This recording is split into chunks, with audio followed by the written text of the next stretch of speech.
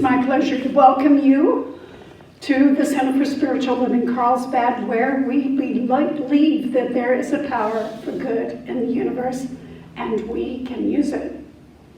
And we come together to teach, to demonstrate, and inspire a positive spiritual approach to living. And I hear an echo.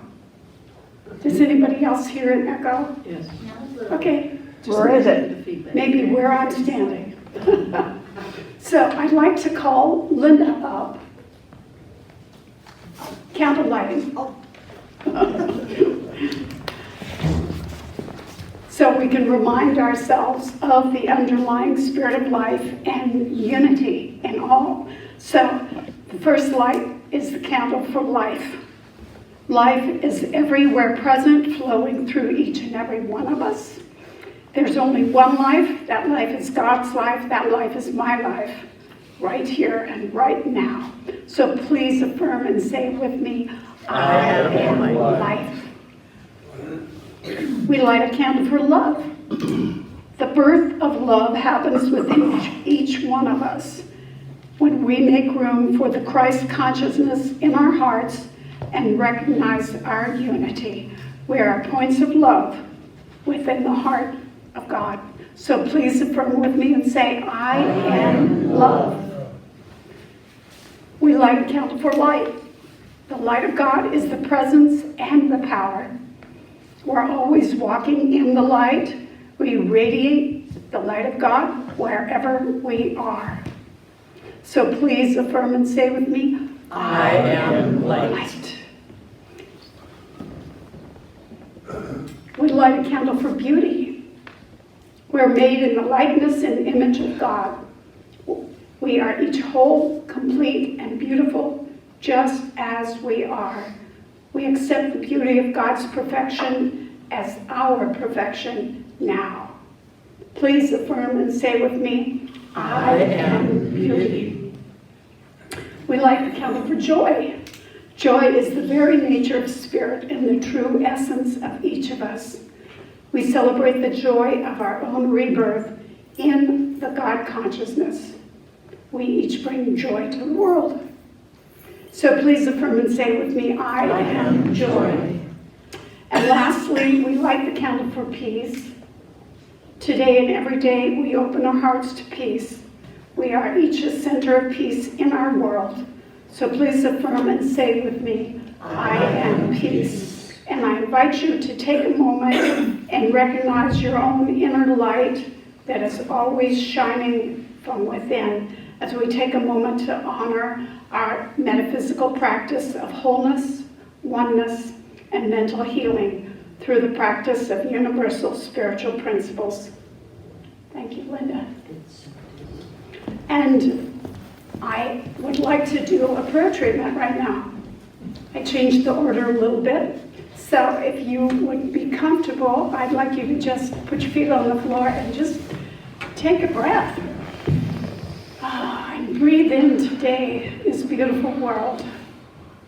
Just know with me, there is only one presence right here in us, around us, and through us, right in this room. There's one power, this omniscient, all-knowing, omnipotent, everywhere present. Omnipotent, omniscient, and omnipresence is God, is the one, and we are one with it. So today I speak my word for everyone within the sound of my voice, knowing that I speak as you when I say that I am one. I am one with this presence. I am all the attributes of this power. I am love and light and peace and power and joy. I am light.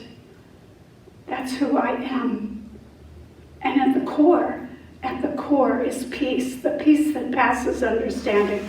So I speak my word today for all in the Middle East, that there is peace at the core. Peace is ever present. And we uncover it now. We find solutions and better alternatives to war. So I know for each and every one of us, peace is at our core. I know that I am blessed. I am healthy. Every cell in my body is filled with light and love and health. I know that I am creative. I create this life for myself. I create this amazing use of spirit in me, as me, and through me to bring about a greater and greater appreciation of life in the way I live it. So I am creative, I am healthy, I am prosperous, I have money to share and money to spare. I receive and I give. I give love, I receive love, because at my center I am love. For all this and more, I give great gratitude, and I release my word knowing it is all accomplished as I have spoken. I know it is so, and together we say, and so it is. Thank you. That was good. Good for you. Thank you. Announcements.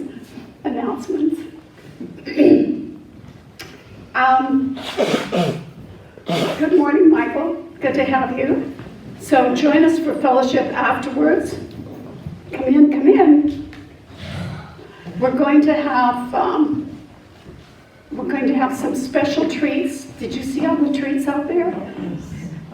Wow, a lot of people bring treats, and some are for the class that we're going to be giving. So thank you all who brought the treats. And we're going to be teaching the second module. I'll be teaching today. And this is the most exciting part of Troward, or I believe it is. We're going to cover some amazing material because, and Kate, I don't want to steal your thunder. She's going to be talking about this, but Troward explains how we are spirit, how we are spirit expressing that we are the divine and we are special. So I think it's important, if you'd like, you don't have to have taken the class last week. You can stay, we have materials. So thank you. Next week, potluck. So let's see those cooking skills or maybe fast food pickup skills. So join us next week. We will not have a class, and we're going to have a special speaker next week, Dr. Maddie. So don't forget, and each Sunday we do spiritual mind treatment, and a hand of those that are here today to do spiritual mind treatments. So if you need one, grab us before the class, or write it out on the paper, put it in a little box out there, and Kate circulates it to several ministers and practitioners. So, any other reminders? Okay. What are we talking about? Volunteers. Thank you, volunteers. Today, I just want to give special thanks. I brought the flowers. Yay! Well, they are in honor of a girlfriend who had her birthday yesterday, and she lives in Berkeley, but I took a picture and I sent it to her and wished her happy birthday. And today I'm going to give these to Val, whose birthday it is today. Oh! Happy birthday to you. Happy birthday to you. Happy birthday, dear Val. Happy birthday to you and many more. And I want to just give thanks to Nikki and Norm for being a greeter this morning. And thank you. And the treats. Who all brought treats? Oh, thank you. And who brought the deviled eggs? Oh, yay! Had two already. Yes. And thank you, Linda, for the candle lighting. And today's practitioner who's going to give us the word, the inspirational reading, is Robert. Thank you, Larry, for doing the videography. Thank you, Jan and Angel, for setup and takedown. And we have a new person, looks like. If you want afterwards, feel free to stay and have some goodies and sign up out there if you'd like to get a newsletter or anything. Thank you. So today's group reading, let's do the group reading together. In your bulletin, God is all, both visible and invisible, one presence, one mind, one power is all. This one that is all is perfect love and perfect abundance. I am an individualized expression of God. I am ever one with this perfect life, perfect love, and perfect abundance. Now another beautiful song by Jennifer. Okay, this is a group song, so please stand, and we're going to sing. There were little song sheets out on the table. I hope you picked one up. Anybody doesn't have one? So this song was written by wonderful Michael Gott. It's called I'm Stepping Out, and we sang it the last time I was here, so I just decided to do it again. I'll sing it, for those of you that don't know it, I'll sing it through one time and then join me on the second time. I'm stepping out into a world of possibilities. I'm stepping out into a whole new way to live. There's so much waiting for me. The path is clear before me. I've got so much that I have yet to give. I'm stepping out and I'm committing to integrity. I'm stepping out, releasing every fear and doubt. The road just keeps on turning. At every turn I'm learning what this life is all about. I'm stepping out one more time. I'm stepping out into a world of possibilities. I'm stepping out into a whole new way to live. There's so much waiting for me. The path is clear before me. I've got so much that I have yet to give. I'm stepping out and I'm committed to integrity. I'm stepping out, releasing every fear or doubt. The road just keeps on turning. At every turn I'm learning what this life is all about. I'm stepping out one more time. I'm stepping out. And that last phrase again. I'm stepping out.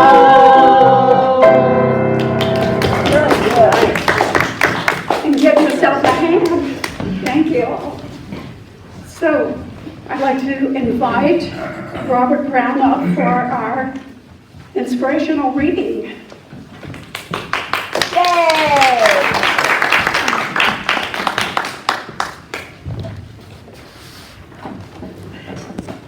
I didn't even have to carry this up here.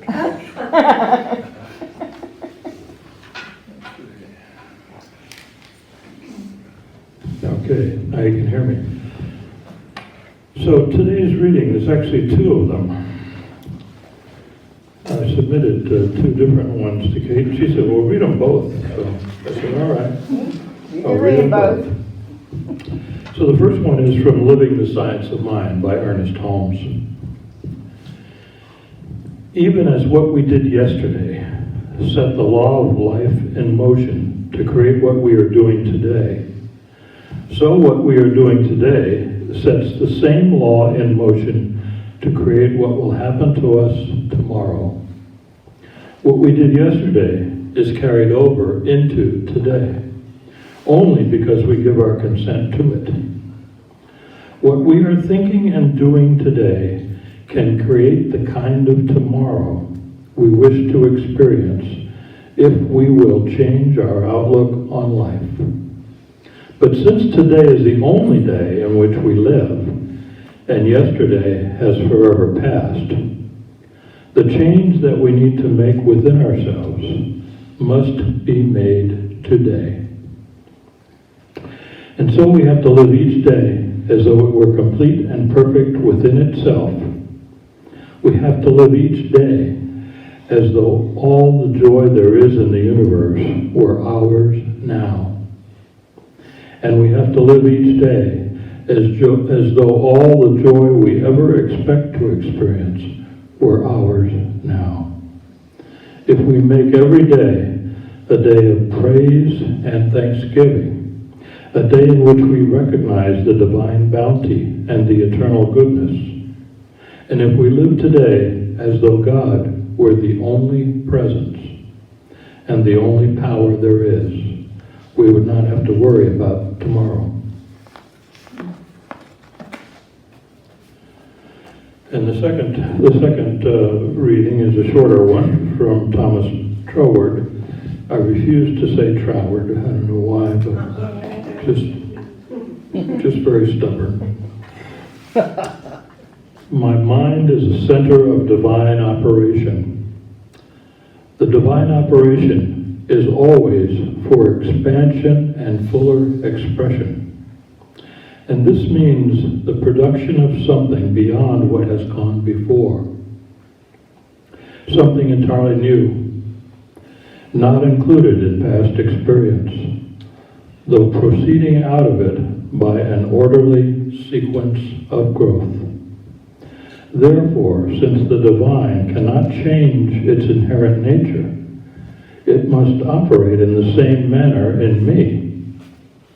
Consequently, in my own special world, of which I am the center, it will move forward to produce new conditions, always in advance of any that have gone before. And so it is. So it is.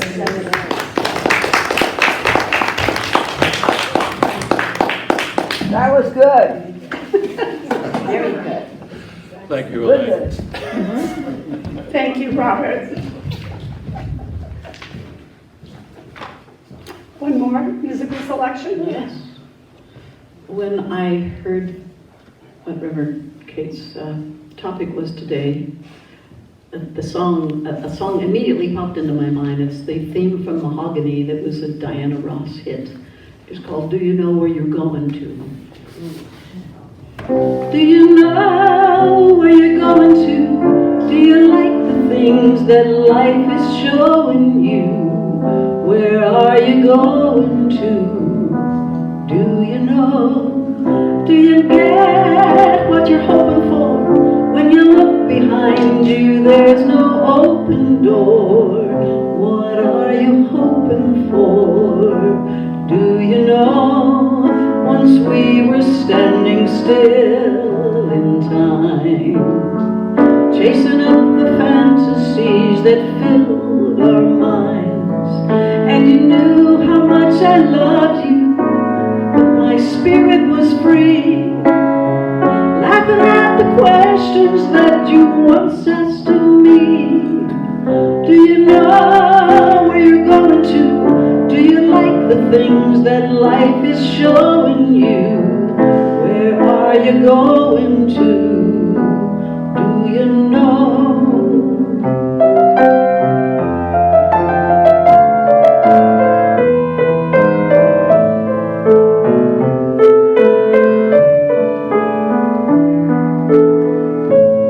Now looking back at all we planned, we let so many dreams just slip through our hands.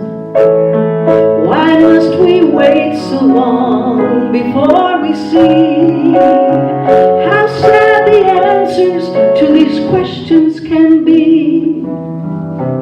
Do you know where you're going to? Do you like the things that life is showing you? Where are you going to? Do you know? Do you get what you're hoping for? When you look behind you, there's no open door. What are you hoping for? Do you know?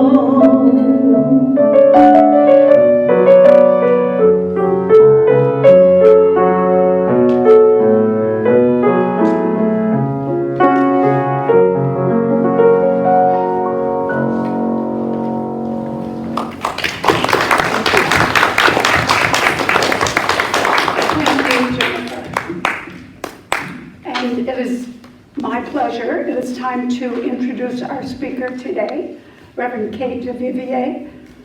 And she's going to be talking about what are you looking for. So Kate.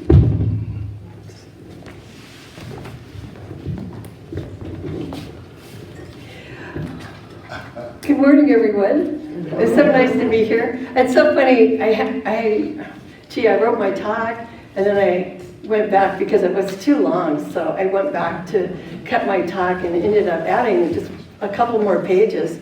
So good news, I will watch the clock.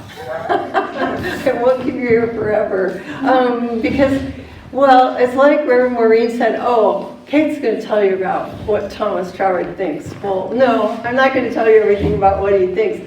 But I'll tell you a little bit about what he thinks, and we're going to have a class afterwards. So any of your questions, make a note. I'm going to skip some things, so it may, if you notice like a glitch or something, just make a little mental note of it. We'll talk about it later. But I want to start. I want to really start by making everyone think about this beautiful day. Isn't it a beautiful day? I mean, it's like, whoa, we have a perfect summer day, a perfect October day. You know, we've had so much rain and, you know, it's like we wonder, oh, this is regular San Diego weather, and today is a perfect day.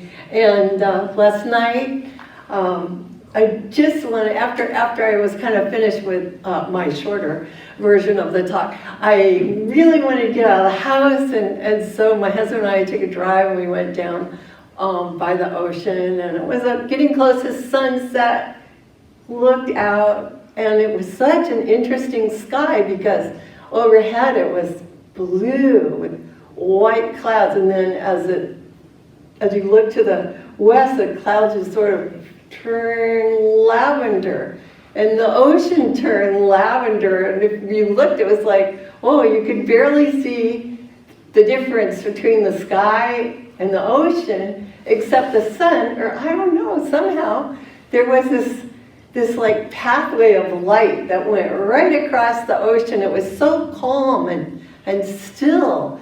It was just like a road of light going across the ocean, and then when it stopped, it was like, oh, there's the horizon. You could see it. And I just thought, it was so beautiful. And when we are lighting our candles and saying, you know, there is beauty, there is beauty. And when we stop and recognize that beauty, and it's in all of us, right? And it's everywhere, but it's so easy to just like not pay attention. So I really enjoyed seeing it, and I thought to myself, oh, if only I were a painter, I could paint it. And it was funny because on the way here this morning, I was listening. I often listen to old radio shows by Ernest Holmes, and so it's funny because as I was listening to his words, he was talking about listening to a singer, and he said, oh, I just wish if I could loosen up something inside of myself, I might be able to sing like the singer he was praising. And it was kind of like, oh, that's how I felt about painting. If I could just loosen up something inside of myself, maybe I could do that, or, you know, but whether we do it or we don't, we can all appreciate it. And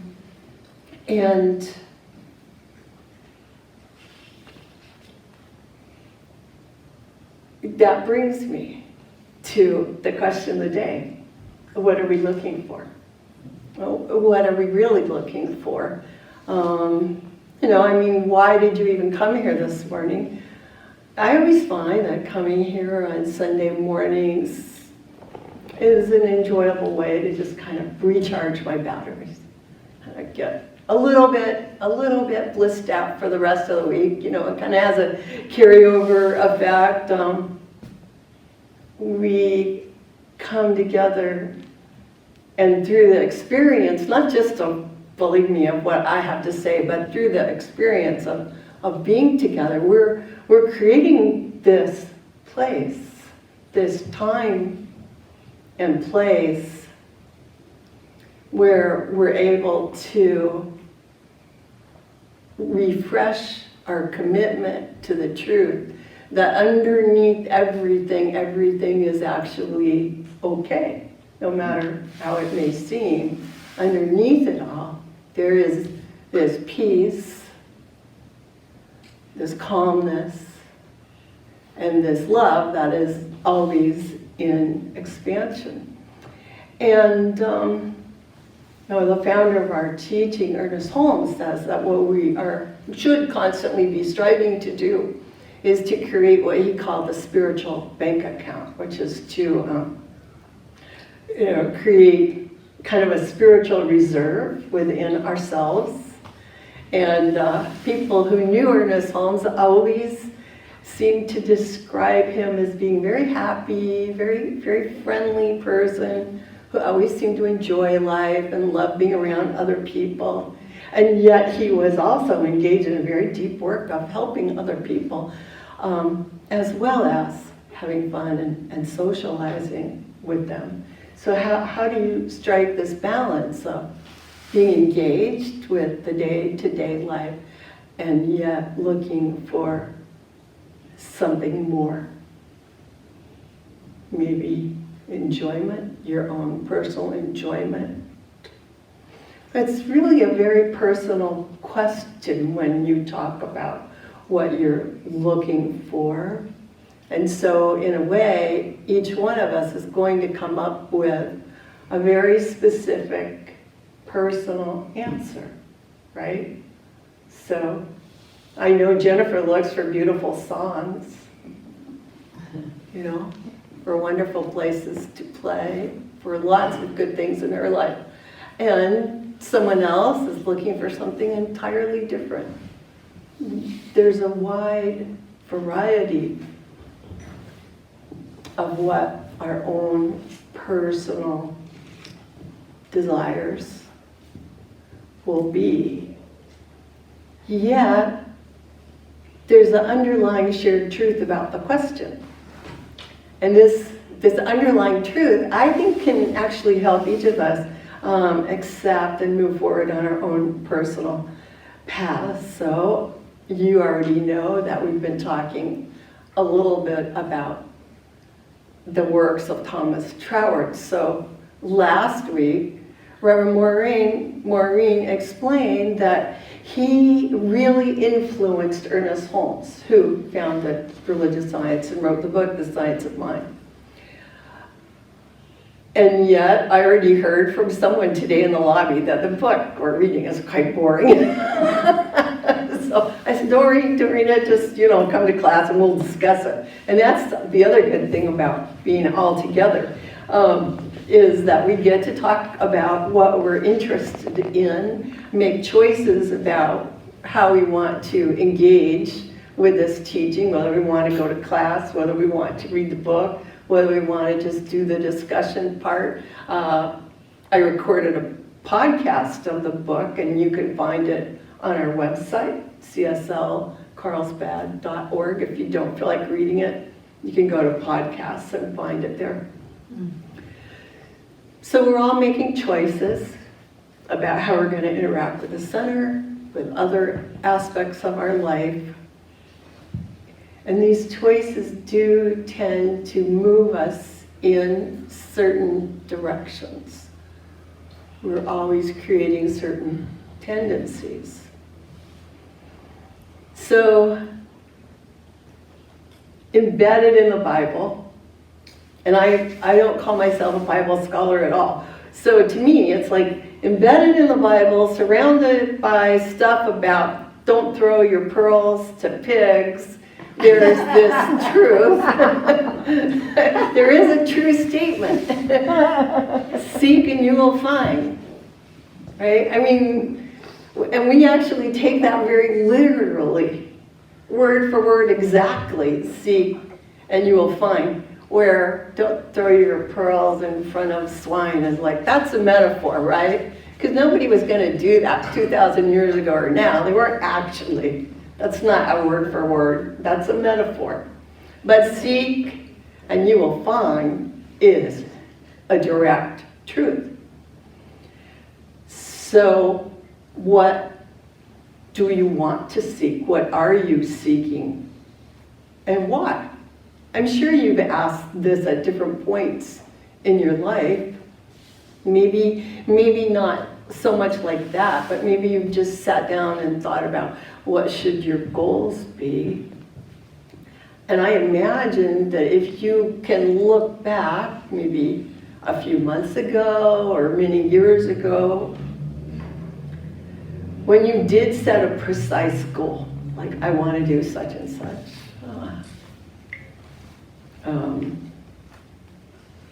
I want to get my black belt in karate, or I want to graduate from college, or I want to get a new couch, or I want to find some new friends, whatever your goals were. After you met that goal, then what happened? I bet it wasn't very long before the cycle started all over again, right?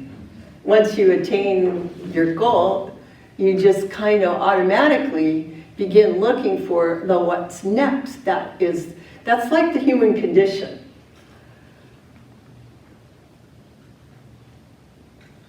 It's just like a child. First the child learns to crawl, then they learn to walk, then they learn to run. We humans are never actually content to stay as is. We're always moving on in some way or another. We're always on the go, we're always on the lookout. And I like to call it being driven by divine discontent. Let's put a happy spin on it. It's not bad to want something more. We can call it something nice and just shrug our shoulders and move on. But we can also try to figure out what is happening to us and why. And that's basically the theme that Thomas Troward writes about in this book, which is called The Creative Process in the Individual. So we talk about the creative process, and using a metaphor, we say that what we do with our thinking is exactly like what a gardener does when they plant a seed in the soil. Our thoughts, we plant into universal spirit.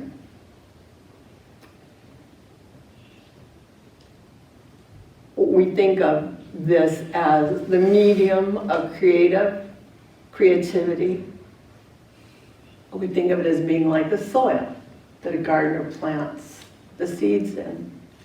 And then the result is kind of like the plant in expression, right? So that's the creative process. The metaphor for the creative process is very simple, despite how long and wordy the book is. It's very on the one hand, it's very simple, but then when you start saying, well, but why? Why is it that way? And what should we do about it? Then it gets a little more complex.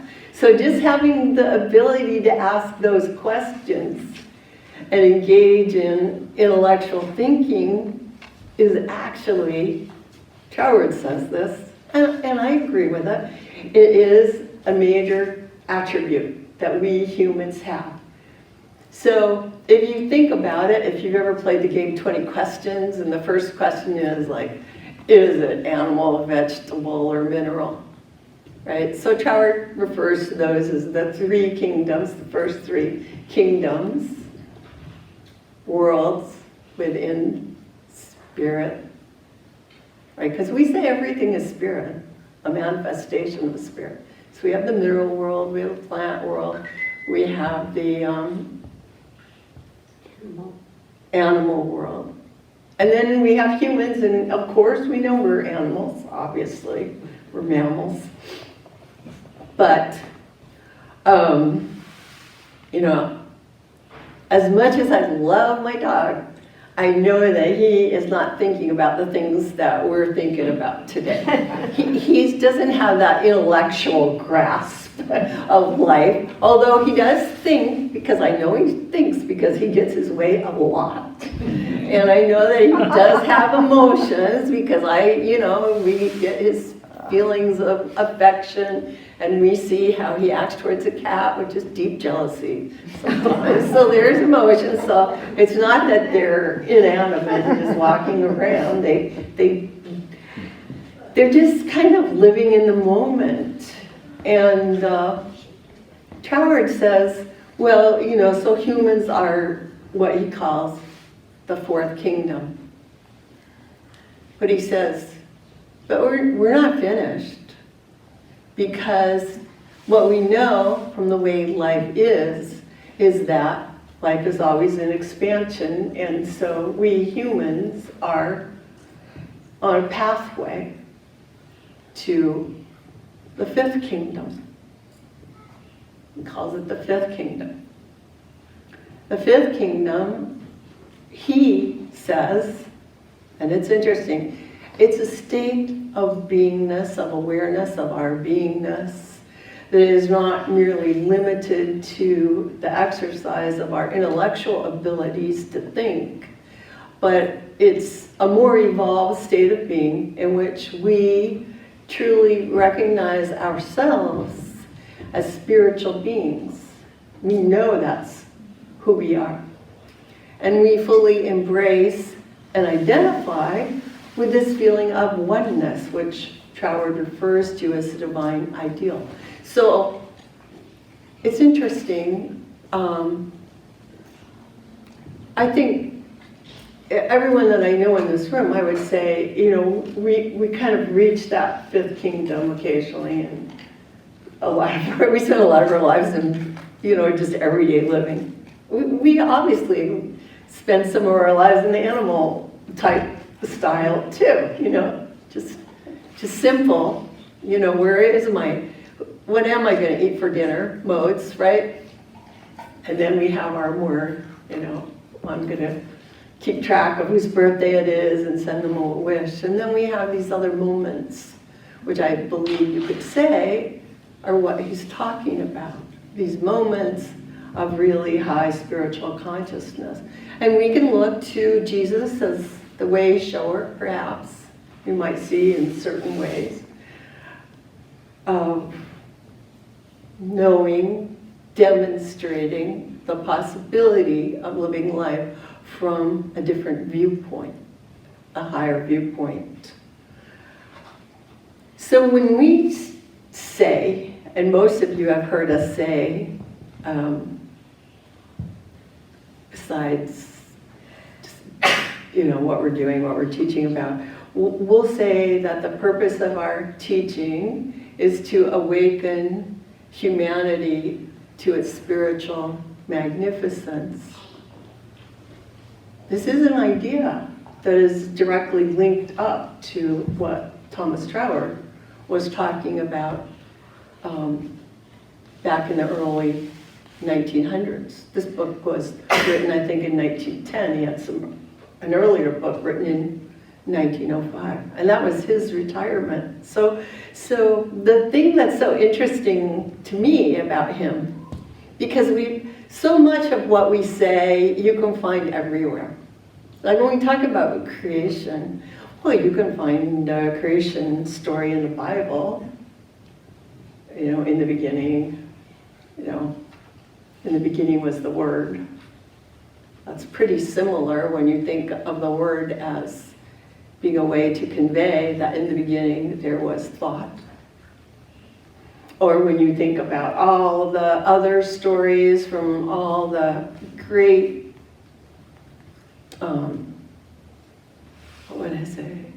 cultures of the world, not just Judeo-Christian, but all of our shared heritage, there are so many creation stories that tend to be quite a little more magical or metaphorical, perhaps. Or when you think about, I like to read National Geographic and see how it's like every month Scientists are coming up with a new theory and they're digging deeper and they're finding out more about the origin of the universe. It's great. There are all these pathways to understanding our world. Well, Thomas Trevor took what I would call a different pathway. He took the pathway of thought, which is to say, here's what I see happening in the world today, and based on that, I'm going to work through a logical sequence in order to figure out what that must mean about the nature of the universe, based on just what I see. So, and he begins by saying, the starting point is simply knowing that this is a logical universe. We see it all around us, that our life, our world, as far out to outer space as the greatest telescopes have ever seen, or satellite scopes have ever seen. This universe is subject to natural laws. And they seem to be in harmony with each other.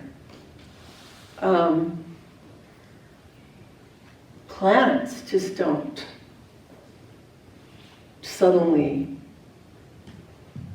scoot over a zillion, light years to a new position.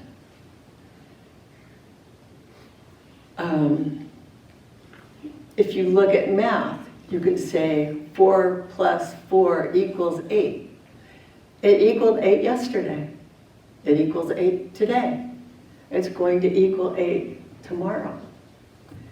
There's just this underlying predictability, which he refers to as harmony in the universe. So what does that mean? We live in a material world. Some people say that the material world is illusion, but Troward argues, no, it's not illusion. It's not illusion because we know it's not illusion because it is reliable. It's held in place. Everything is held in place by something. Otherwise, it would just be fluid, changing all the time. Almost like when you're dreaming, you just like one thing happens in another. Things change, go black and white, color, here, there, everywhere. Always changing. But he says, you see someone sitting on a chair. So does somebody else see them sitting on a chair. So does the other person see them sitting on the chair. The fact that we're all seeing something so similar means something. It means that there is order in the universe. So there are some principles governing what we experience. And since we see on the face of it, we just see that matter cannot create itself. It couldn't create itself. You look at a mountain and there's no way a mountain just like thinks itself up out of nothing. Something, there must be something. I mean, this is how Troward logically goes through it. He says, let's not make it too mysterious. Let's see, here is life. It's held in place by something. It's not just spontaneously erupting out of nothing. There must be something that caused that eruption or that beingness. And he calls it pure spirit or the originating spirit. So I think he calls that because even back when he was writing, people had so many ideas about God, using the word God. So when I say the word God, I'm talking about this pure spirit, but then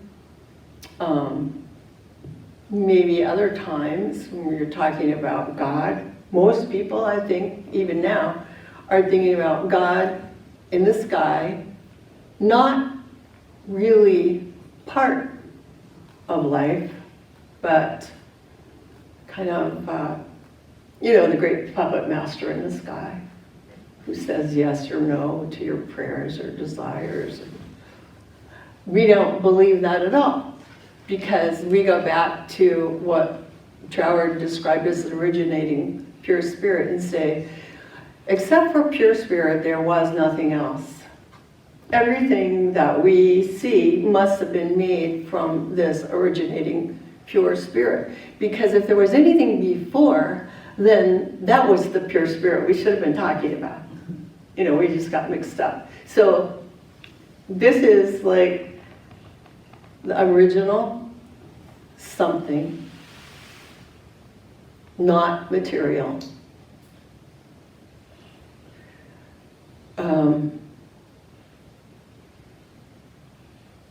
Which creates everything out of itself.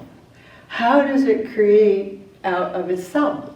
And why does it create out of itself? That is a really good question that he strives to answer logically by just saying that it did it through self-contemplation. And that brings us back to the Bible story. In the beginning was the Word, that there was a thought, that the originating spirit became or was always aware of itself. And in order to be aware of itself, it needed to have what Troward calls the reciprocal, which is what we talk about as matter or form, as well as the spirit. That both things together are complementary. And so both things are not separate. Spirit is not actually divided. What it is, spirit is both a unity, a oneness, and at the same time, a multiplicity, constantly in expansion. And this is what science has backed up, that the universe is always in expansion, right? We actually know that now scientifically in a way that back when Troward was writing, he could only surmise, really. I think he could have really know it in the same way that we know it today. So he was using logic to come up with some ideas that are very compatible to what science tells us today. You know, he said that, is my microphone still loud enough? Okay. He said that as people become more and more aware of the laws of nature, we find that we can use them more and more. So the principles of aerodynamics that allow people to fly in airplanes always existed. But people weren't able to use them and create airplanes until they discovered them. Now he says this as part of his explanation, that the underlying laws of nature are not changing. They are constant. This world is a world that we can depend on. You know, even an earthquake, we don't like it, but you can't say it's illogical. It's not an aberration. It also forms according to natural laws. And the reason why he wants everyone to think about it this way is to gain an understanding that what happened in the past is not what determines what's going to happen in the future. The laws that we use in creating our lives are always available, have always been available, will always be available. It's strictly up to us to learn to use them in more effective and powerful ways. In exactly the same way that people discovered fire, or to control fire, I assume they got it from lightning or something. We learn to create the life that we want, the life that we are seeking, through setting things in motion with our thought. Because what he says is everything is manifestation. So,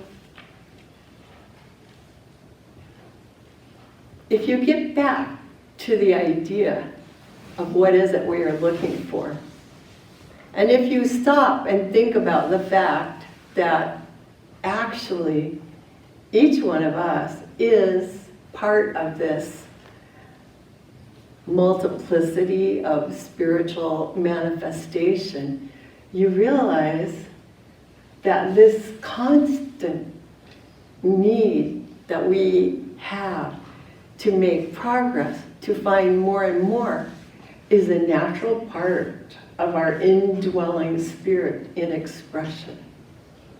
And what is it that drives us? You know, I talked about divine discontent. Well, what about divine desire? What about the desire for beauty, for joy, for life, for light? All these things that we light the candles in recognition of every Sunday. What do you really want in your life? Don't you want ways to come more fully into an ability to express positivity? You know, in positivity, I'm not going to go into it now, but obviously one of the main things we teach is that to keep moving forward, we need to keep things positive. When we fool around with the negative, things start, collapsing. I find it in my own life, so I know it's that's just the way it is. But what we look for in all of our personal aspects, and I really want to say this because a lot of times people don't give themselves the right to be happy. We actually don't just have a right to be happy.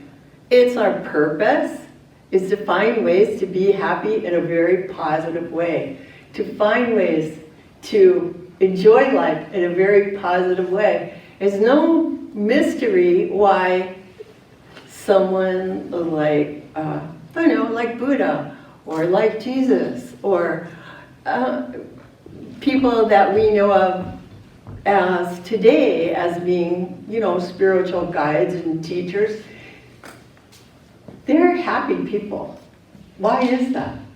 Because they realize it is one way that we get in tune with the divine harmony of life. So,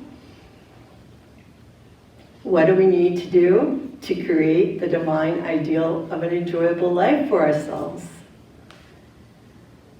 What Trevor says is we need to feel free to make new choices out of a deeper understanding and set ourselves on a new path that allows our lives to unfold in wonderful ways. So this week, I really want to encourage everyone to start thinking about some wonderful positive desires that you would really enjoy. And to start reminding yourself that with Spirit, all things really are possible.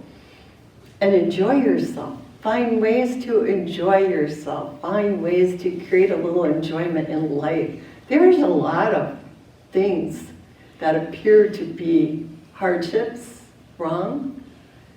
One of the best ways to turn things around is to find bits of happiness in every day.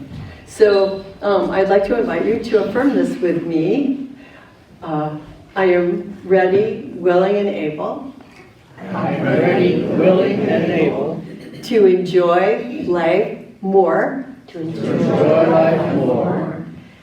every day in every way. And so it is. Thank you.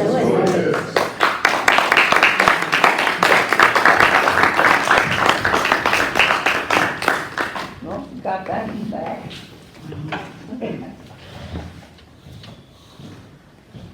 Thank you, Reverend Kay.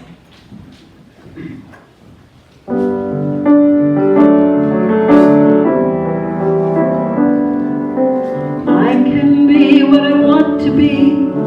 Nothing's got a hold on me.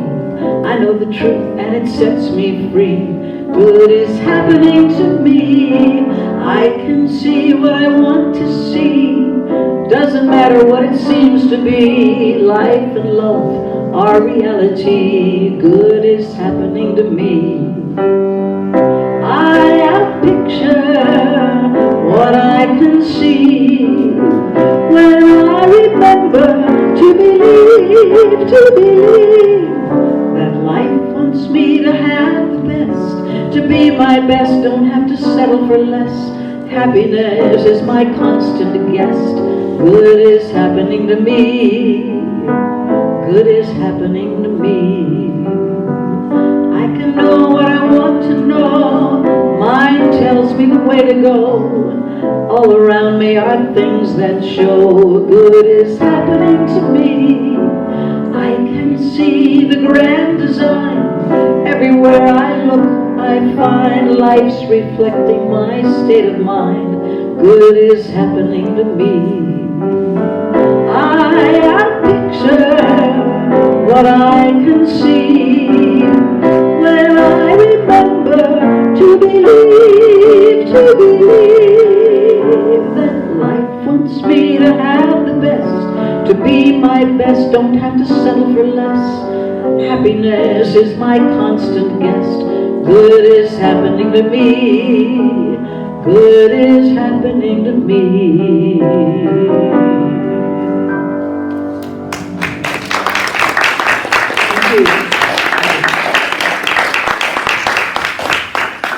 How perfect. Thank you, Jennifer. Perfect music this morning. I think it's time for us to take up a collection on behalf of our center.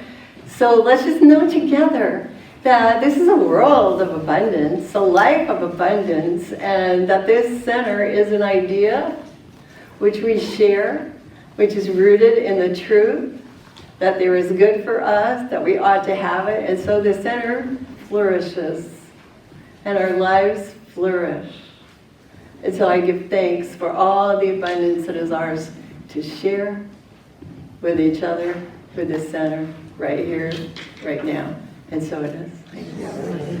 Now, Jennifer's going to lead us in this conscious offering. I am so blessed. I am so blessed. I am so blessed. I am so grateful for all that I have. I am so blessed. I am so blessed. I am so grateful. I am so blessed. One more time. I am so blessed. I am so blessed. I am so grateful for all that I have. I am so blessed. I am so blessed. I am so grateful. I am so blessed. It is so true. Before I do our closing prayer treatment, I just want to remind everyone, please stay for fellowship. If you'd like to join in the class 2, you can. It's really our first class of really getting into discussing the material. We'll start that right after fellowship. So let's just take a breath. If you want to close your eyes, you can. You don't have to, as we remind ourselves of the truth, the underlying truth, that this is a world of spirit and nothing else. Therefore, each one of us, everything, everyone is A beautiful, beautiful individualization of spirit. I understand that each of us is a center in the universe because the universe of spirit is infinite and holds the possibility of infinite centers.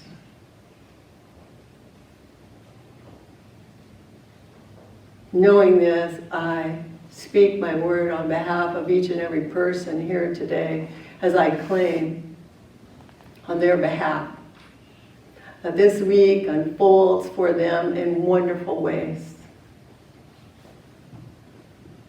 with good pouring into their lives, with an abundance of health, happiness,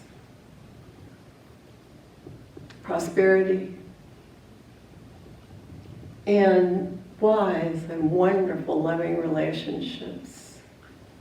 I know on behalf of each and every person here that their heart's desires lead them further and further towards the new, the beautiful, the perfect demonstration of their own unique